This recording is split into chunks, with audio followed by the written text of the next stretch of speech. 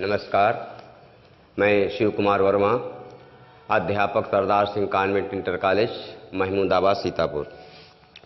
तो आज हम लोग कक्षा 12 विषय भूगोल खंड खा से अध्याय नंबर 4 लेसन नंबर 4 मानव बस्तियाँ आपको पढ़ाई जाएंगी। इसका वीडियो नंबर 4 है। इसके पहले 3 वीडियो मैं आपको पढ़ा चुका हूँ।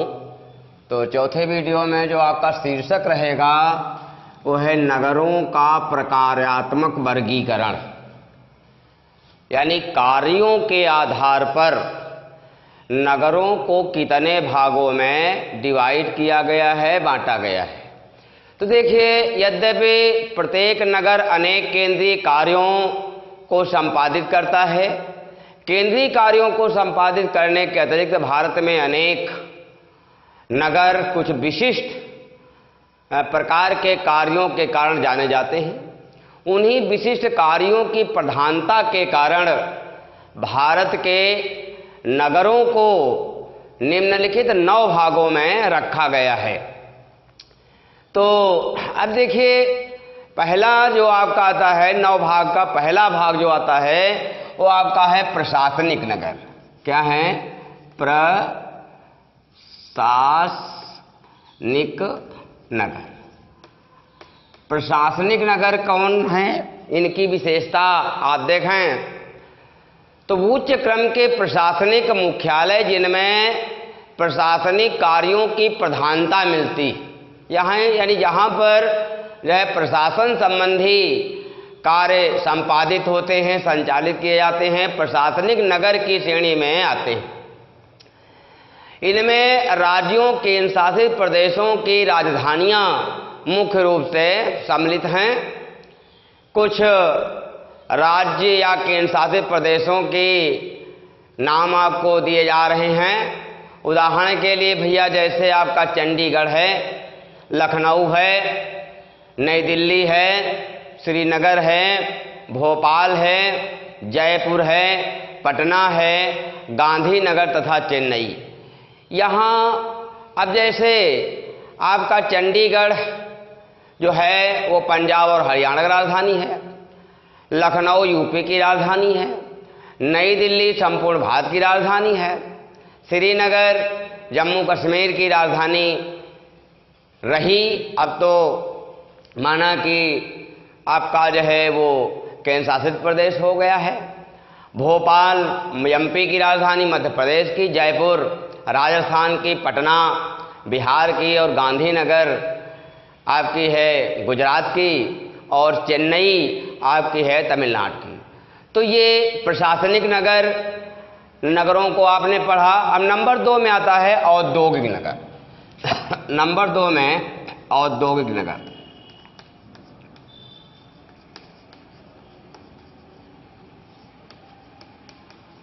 औद्योगिक नगर क्या हैं? जो उद्योग धंधों की दर से महत्वपूर्ण हैं। ऐसे नगर जिनमें उद्योग प्रमुख संचालित बल के रूप में कार्य करते हैं या जहां पर केवल औद्योगिक काम होते हैं, औद्योगिक नगरों की श्रेणी में आते हैं। उनमें से कुछ औद्योगिक नगर ऐसे भी होते हैं जिनमें किसी एक विशेष प्रकार के उद्योगों का विकास देखने को मिलता है। इसमें जैसे भैया आपका मुंबई है, कानपुर है, अहमदाबाद है, सलेम है, कोयम्बटूर है, मोदी नगर है, जमशेदपुर है, हुगली है, भिलाई है, राउरकेला इस श्रेणी के प्रमुख नगर हैं। तो मेरी समझ से यदि आपको मानचित्र से पढ़ा दें तो ज़्यादा सुटेबल रहेगा। तो मानचित्र आप देख लें।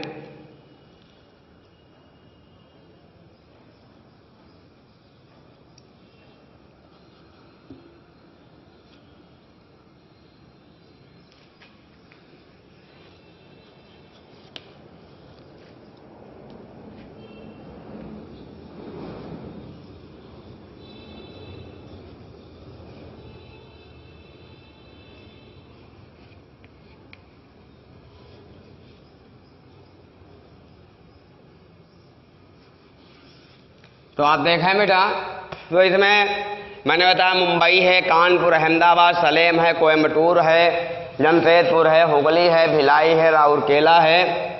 तो आप देखें जैसे आपका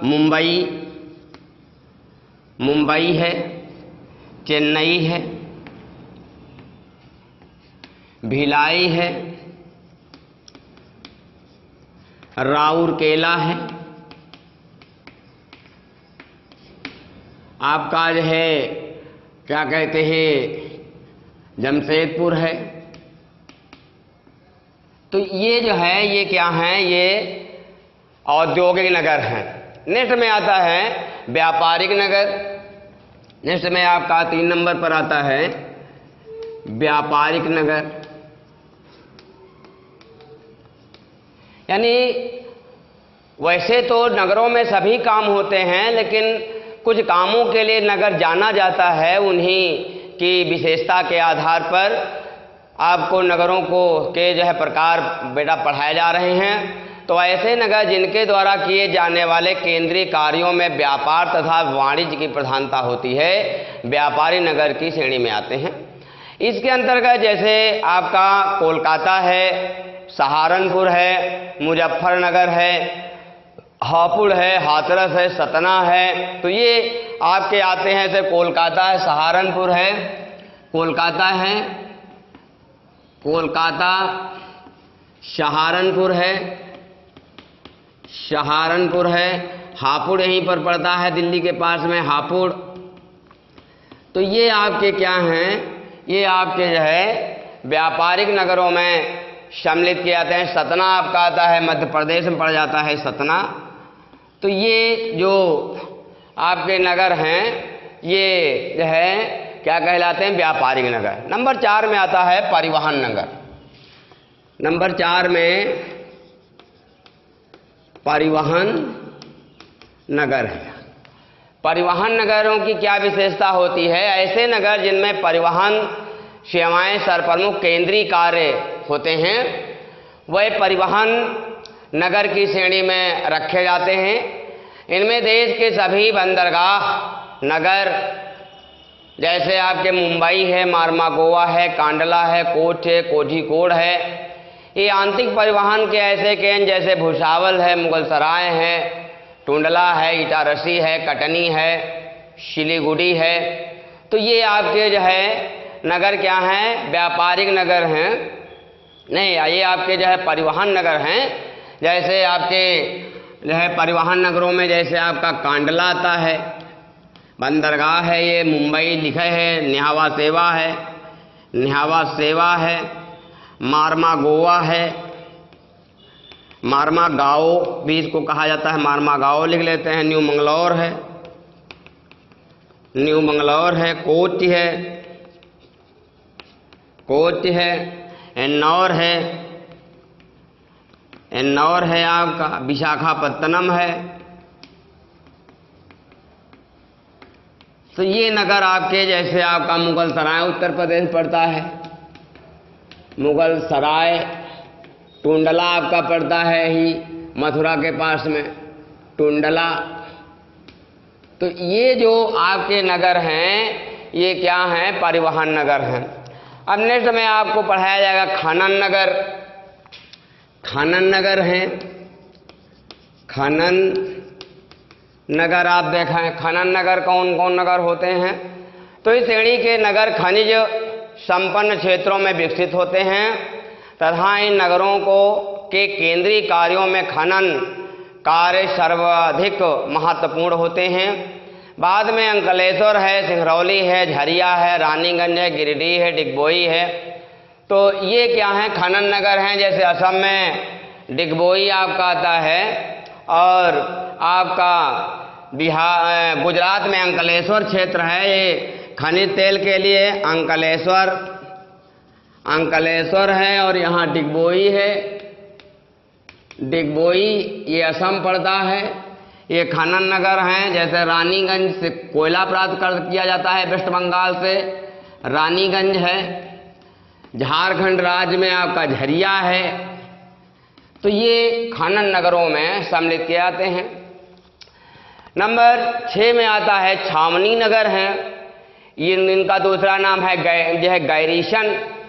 तो नंबर 6 में आपका आता है गैरीशन या छावनी नगर। गैरीशन या छावनी नगर, तो ये इनकी विशेषता क्या होती है? इस प्रकार के नगरों का विकास सैनिक छावनी के रूप में हुआ है, जहाँ पर सैनिक निवास करते हैं, जहाँ पर उनकी ट्रेनिंग होती है। तो इस प्रकार के नगरों को रखा गया है आपको जो है छावनी नगरों में। इसमें अम्बाला है, जालंधर है, महू है, बबीना है, उधमपुर है। तो ये आपके छावनी नगरों में सम्मिलित किए जाते हैं। अम्बाला जालंधर पंजाब में पड़ता है। अम्बाला जालंधर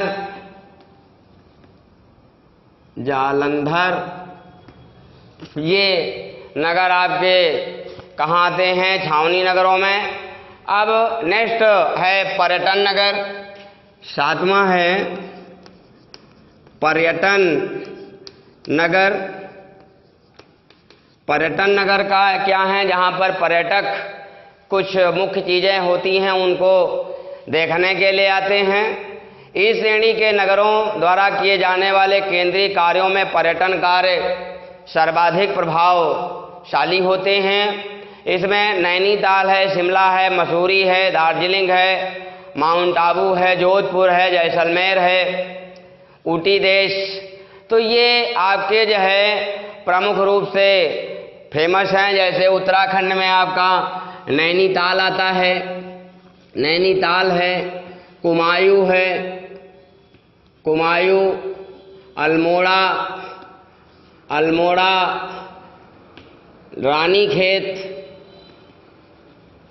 रानीखेत है, और आपका यहीं पर माउंट आबू पड़ता है। माउंट आबू ये राजस्थान में पड़ता है। तो इस प्रकार के कुछ ऐसे स्थान हैं जो जोधपुर है आपका जो है जोधपुर पड़ता है राजस्थान में। तो ये क्या हैं? ये जो है पर्यटक दृष्टि से ज़्यादा महत्वपूर्ण माने गए हैं। नेक्स्ट में आता है शैक्षणिक नगर। शैक्षणिक नगर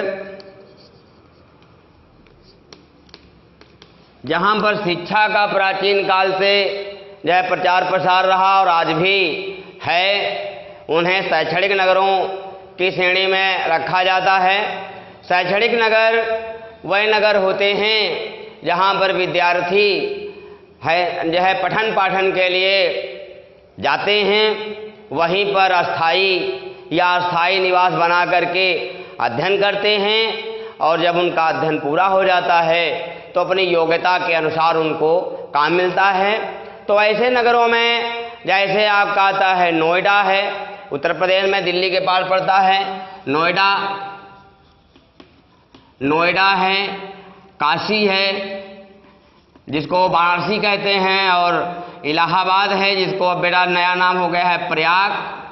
ये जो है प्रयाग के नाम से जाना जाता है। इसके अतिरिक्त आपका रुड़की है, ये भी उत्तराखंड में पड़ता है रुड़की।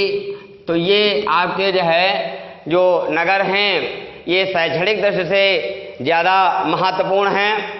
अब नेक्स्ट आता है धार्मिक तथा सांस्कृतिक नगर। नंबर 9 में है धार्मिक तथा सांस्कृतिक नगर। तो वह नगर जहाँ पर धर्म के क्षेत्र में, संस्कृति के क्षेत्र में ज़्यादा विकास हुआ है, उन्हें सांस्कृतिक तथा धार्मिक नगरों के नाम से जाना जाता है। इसमें जैसे आपका मथुरा है, वृंदावन है, तो इसमें वाराणसी जैसे बेटा है, वाराणसी है, और आपका मथुरा आता है, यहाँ उत्तर प्रदेश में पड़ता है, मथुरा है। वृंदावन यहीं पड़ता है, मथुरा के पास में वृंदावन है। तो ये आपके क्या है? इसके अतिरिक्त हरिद्वार है, प्रयाग है, तो इसके अतिरिक्त भैया आपका हरिद्वार उत्तराखंड में पड़ता है, हरिद्वार है। और आपका इसके अतिरिक्त जैसे उज्जैन है, ये शिक्षा के क्षेत्र में भी है और जो है आपके संस्कृत के क्षेत्र में भी है। और जो है प्रयाग है, पुरी है, अजमेर है, अमृतसर है। ऐसे आपका पुरी है, अजमेर पड़ता है ये राजस्थान में, अजमेर है, अमृतसर है, अमृतसर है, द्वारका है, द्वारका है, आपका तिरुपति है, तिरुपति है। तो इस प्रकार से कुछ ऐसे नगर हैं जो आपके जो है कुरुक्षेत्र जैसे आपका पड़ता है हरियाणा में, कुरुक्षेत्र है। तो ये जो नगर हैं ये कौन से हैं भैया? ये हैं आपके धार्मिक तथा सांस्कृतिक नगर। अब आपका आता है, थोड़ा और हम इस पर पढ़ाएंगे स्मार्ट सिटी मिशन। तो स्मार्ट सिटी मिशन क्या है, इसके विषय में आपको पढ़ाया जाएगा। स्मार्ट सिटी क्यों बनाया? स्मार्ट सिटी मिशन का उद्देश्य शहरों का विकास करना तथा उन्हें बढ़ावा देना है। इनका उद्देश्य नागरिकों की आधारभूत सुविधा, साफ तथा सतत पर्यावरण की और अच्छा जीवन जो है प्रदान करना है। स्मार्ट शहरों की विशेषता आधारभूत सुविधाओं और सेवाओं के लिए स्मार्ट या तीव्र संसाधनों को लागू करना है ताकि क्षेत्र को प्राकृतिक आवश्यकताओं के कम जोखिम वाले क्षेत्रों के रूप में बनाया जा सके। इनका उद्देश्य कम संसाधनों के उपयोग के साथ सस्ती सुविधाएं भी उपलब्ध कराना है। इसमें सतत तथा समग्र विकास पर ध्यान केंद्रित किया गया है। तो ये स्मार्ट सिटी लोगों को आधारभूत आवश्यकताएं उपलब्ध कराना, ये इसके लिए गवर्नमेंट जो है प्रतिबद्ध है। तो ऐसे नगरों को स्मार्ट सिटी के रूप में भी जाना जा रहा है।